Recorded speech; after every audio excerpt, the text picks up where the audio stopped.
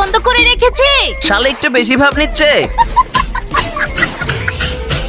আরে ওর আবার কি হলো? তুমি বোর্ড খারাপ করে দিয়েছো জুলি, মনিটর লাইট খারাপ করে দিয়েছে। ও করেছে? তুমি করেছো, ম্যাডাম তোমাকে ছাড়বে না। এত চিল্লাপালা কেন লাগিয়ে রেখেছো?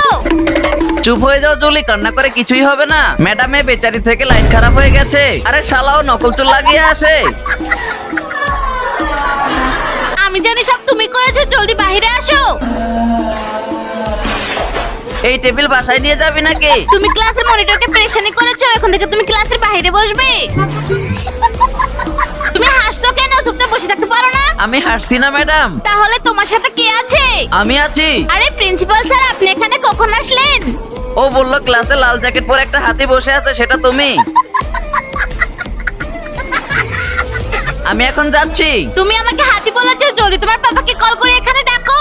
আপনার ছেলে আমাকে অনেক প্রেশানি করে। আমি এই গাধা সন্তানকে ছাড়বো না।